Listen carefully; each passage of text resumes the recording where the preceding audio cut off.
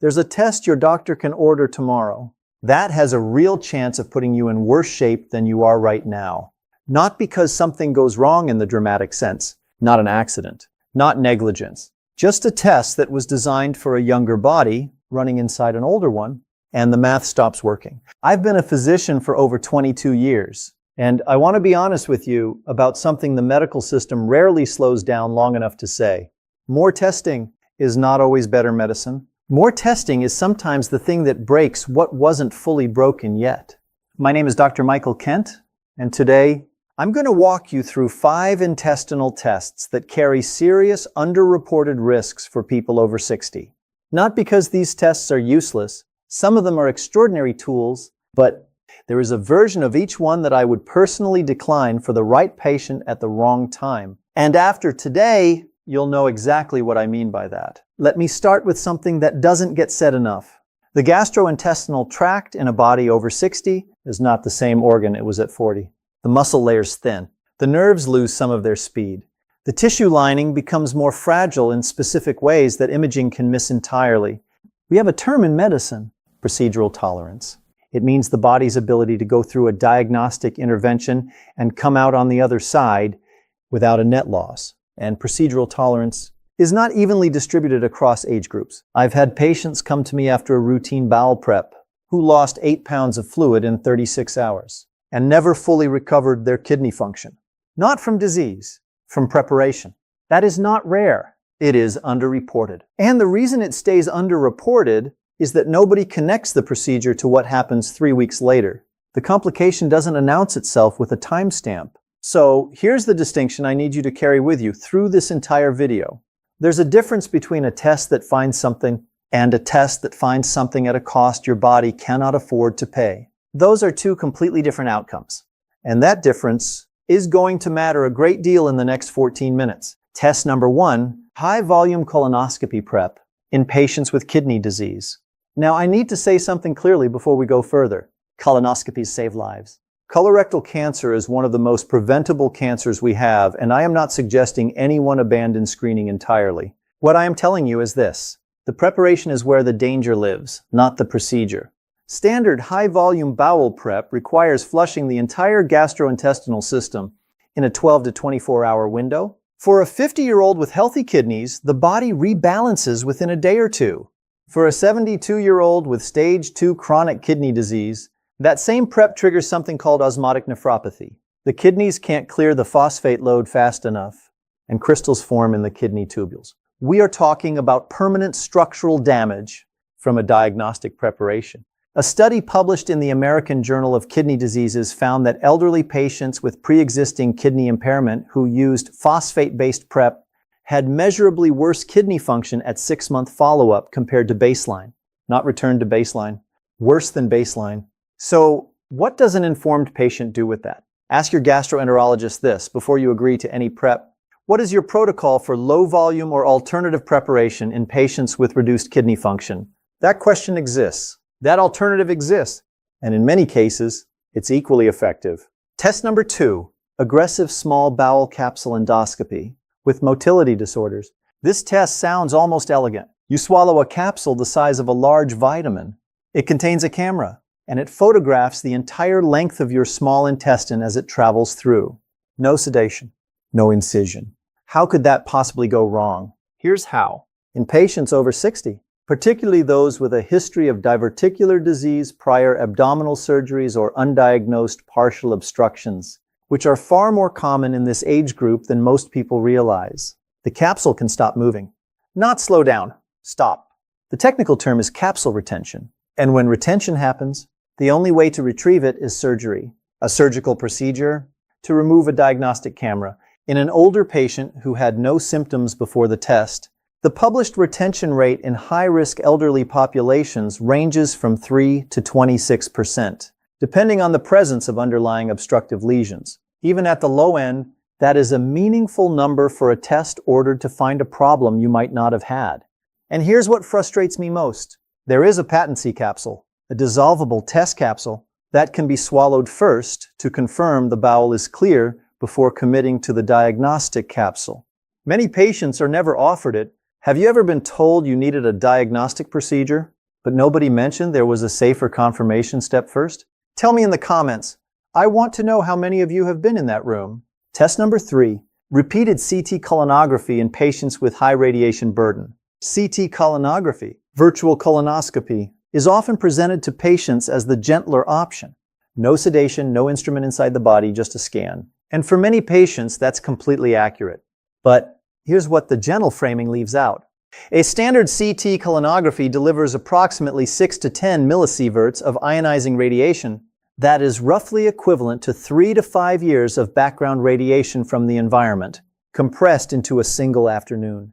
For a patient who has had multiple abdominal CT scans in their lifetime, and after 60, most people have had several, the cumulative dose begins to matter in ways that are not tracked between different hospitals, different imaging centers, or different ordering physicians. Nobody is connecting the dots for you. You are accumulating a radiation ledger that no single doctor is reading in full. A landmark analysis published in The Lancet Oncology estimated that in patients over 65 who have had 5 or more abdominal CT examinations, the estimated lifetime attributable cancer risk becomes statistically non-negligible. Not terrifying, but not zero either. And it is almost never discussed at the time of ordering. So, what conversation is worth having? Ask your physician directly. Given my imaging history across all my providers, is there a lower radiation or radiation-free alternative for my specific clinical question? That question will sometimes reveal that a stool-based screening test or a direct scope provides the same diagnostic answer at a fraction of the total dose. Test number 4, endoscopic mucosal resection in severely frail patients. This one requires me to draw a distinction first because I want to be precise. Standard polypectomy, removing a small polyp during a colonoscopy, is generally safe and often essential. I am not talking about that. I am talking about endoscopic mucosal resection, the removal of large, flat, or complex lesions from the bowel wall using specialized cutting and lifting techniques. It is a more aggressive procedure. And in the wrong patient, the risk profile changes dramatically. In patients over 75 with 3 or more comorbidities, cardiovascular disease, anticoagulation therapy, significant anemia, endoscopic mucosal resection carries substantially elevated risk of delayed hemorrhage. Not immediate bleeding the endoscopist can see and control. Delayed, meaning the patient goes home and the bleeding starts 24 to 96 hours later. The rate of clinically significant delayed hemorrhage in high-risk elderly patients ranges from 9 to 17%. In a 78-year-old on blood thinners for a cardiac stent, 9% is not a small number. Add to that perforation risk, a hole in the bowel wall that becomes an immediate surgical emergency, and the picture becomes genuinely complex. Not impossible. Complex. And what frustrates me about this conversation is that it often doesn't happen. The patient agrees to having a polyp removed without understanding that the size and technique change the entire risk equation. Here is what I would want for any patient in this situation. A frailty assessment before the decision is made. Not just a review of the chart. An actual functional assessment. Grip strength, gait speed, cognitive status. Some centers now require this before scheduling complex procedures in patients over 75. That is exactly right. That is medicine being careful on purpose. Has your doctor ever done a formal frailty assessment before recommending a procedure? Most people over 60 have never been through one, and they absolutely should know it exists. Test number 5, hydrogen breath testing with aggressive dietary protocols in patients with cardiac arrhythmias. Now I need to pause here for a moment because this one catches people off guard more than any other test on this list. Hydrogen breath testing is used to diagnose small intestinal bacterial overgrowth, SIBO, and certain carbohydrate malabsorption conditions. The test itself seems harmless. You drink a sugar solution. You breathe into a tube. Repeat every 15 minutes for 2 to 3 hours. Here is what the setup leaves out. The preparatory dietary protocol for this test requires a 12 to 24-hour period of extreme carbohydrate restriction, followed by consuming a specific fermentable sugar load. This triggers rapid bacterial fermentation in the gut. In patients with documented cardiac arrhythmias, atrial fibrillation, supraventricular tachycardia, the electrolyte fluctuations caused by this dietary pattern in combination with the gas-producing fermentation response can trigger vagal nerve stimulation sufficient to precipitate an arrhythmic episode. There are documented case reports. This is not theoretical. Emergency abdominal surgery equivalent context. You don't always choose when this becomes dangerous. A patient following instructions exactly as given, no deviation, no error, can trigger a cardiac event from a diagnostic protocol they never questioned, because it seemed too mild to question. The mortality stats don't live in the breath test literature. They live in the cardiac event literature. Weeks later, uncoded as test-related, which is exactly why this risk is invisible. So what do you do with this? Two things. First, if you have any history of arrhythmia, palpitations, or are on antiarrhythmic medication, that information must be in front of your ordering gastroenterologist before this test is scheduled. Not after the prep begins, before. A modified protocol or an alternative test may be available that achieves the same diagnostic goal. Second, and this is the one I want you to carry back to every doctor's appointment going forward, any test that requires a significant preparatory change to what you eat, what you drink, or what medications you hold deserves a cardiac safety review for anyone over 60 with a cardiac history. Full stop. Now, here's what I don't want for you after watching this video. I don't want you to walk into your next gastroenterology appointment with a printed checklist, arms crossed, prepared for conflict. That is not advocacy. That is defensiveness dressed up as information. What I want is something different. I want you to walk in as a participant, informed, direct, and specific. Before any intestinal test, planned, recommended, or urgently suggested, there are 4 questions that every patient over 60 should ask. Write these down. Question 1. What specifically happens if we delay this test by 30 to 60 days while I optimize my kidney function, my hydration status, and my medication review? A good physician will give you an honest answer. And if the answer is nothing urgent changes in the next 60 days, you have time. Time to think. Time to prepare. Time to get the right assessment done first. Question 2. Is there a lower burden alternative that addresses the same clinical question for my specific age and health profile? Stool DNA testing, fecal immunochemical tests, low residue prep protocols, patency capsule confirmation. The options that have emerged in the last decade are genuinely powerful for the right patient. The default is not always the best match. Question 3. What does recovery from the preparation and the procedure realistically look like for someone with my kidney function, my cardiac history, and my current anticoagulation status? Not the average 58-year-old in the clinical trial. Your electrolytes, your baseline, your living situation, and whether someone is with you for the 48 hours after. Question 4, and this is the one most patients never ask. What is your personal rate of significant complications for this specific procedure in patients over 70? Endoscopists and radiologists track this. They know their complication rates. A confident, honest specialist will tell you without hesitation. If they seem thrown by the question, that itself is a data point you needed. Before I get to the most important thing I'll say today, I want to leave you with something that is genuinely hopeful. Because this video is not about fear, it is about leverage. Non-invasive stool-based screening has become remarkably accurate. Fecal immunochemical testing, stool DNA panels. These tools can detect early colorectal cancer and high-risk polyps with sensitivity levels that compete directly with optical colonoscopy. For a frail 78-year-old who cannot safely tolerate PrEP, this is not a compromise. This is an equivalent path.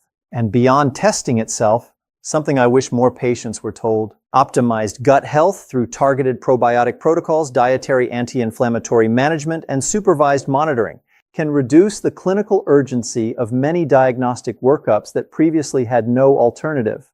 The gut wants to signal. Our job as physicians is sometimes to listen to what it's already telling us before we reach for a scope. I want to tell you about a patient. I'll call him Arthur, 69 years old, retired contractor. Built things with his hands his entire life and was proud of every joint he'd ever cut clean. He came to me after 2 different gastroenterologists had recommended a full colonoscopy with high-volume phosphate prep. Same recommendation twice, no discussion of alternatives. Arthur had stage 3 chronic kidney disease and a heart that had been managed for atrial fibrillation for 6 years. He wasn't scared of tests. He was scared of the prep. He told me, Dr. Kent, The last time I did that prep, I felt wrong for 3 months afterward and nobody could tell me why. When I reviewed Arthur's full profile, his kidney function, his arrhythmia management, his medication list, I sat down with him for a real conversation, not a 15-minute slot, a real one. The data for his specific risk profile showed that a stool DNA test combined with a CT colonography using the lowest dose protocol available with a full renal protection plan gave us equivalent surveillance sensitivity with a fraction of the prep burden. His cardiologist was looped in before anything was scheduled. He chose that path. That was 14 months ago. His kidney function has not declined. His arrhythmia has not been destabilized by a prep event. And last month, he sent me a photograph of a kitchen renovation he just finished for his daughter's new house. Cabinets he built himself, level and flush, and exactly right. Here is what I need you to understand. This is the single most important thing I will say today. A diagnostic recommendation is not a sentence. It is the opening of a negotiation. You are not a body being processed through a system. You are a person with a history, a physiology, and a future. And you have the absolute right to ask what this test costs your specific body before you agree to it. The physician holds the order pad, but you hold the consent, and that consent, given with full information and open eyes, is the most powerful diagnostic tool in this entire conversation. Let's bring it together. 5 intestinal tests that carry serious underreported risks for people over 60.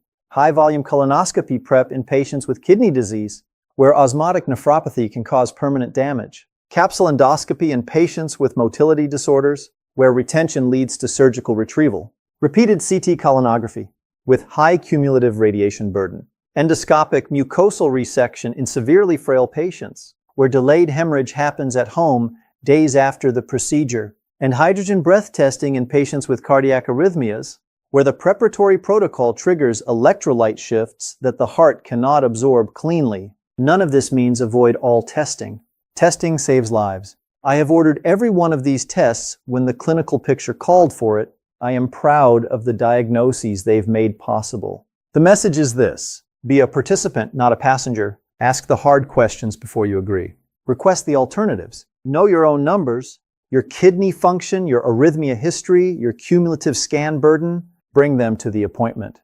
They belong in the room. What is the one question you wish you had asked before your last diagnostic procedure? Tell me in the comments. I read every single one. And if this video helped you or someone you love think more clearly before saying yes to a test, share it.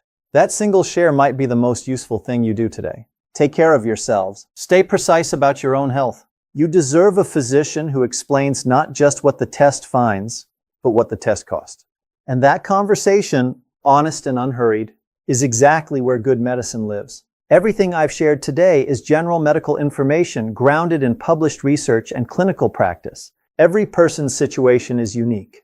Before making any decision about diagnostic testing or treatment, please have a full, direct conversation with your own physician or specialist.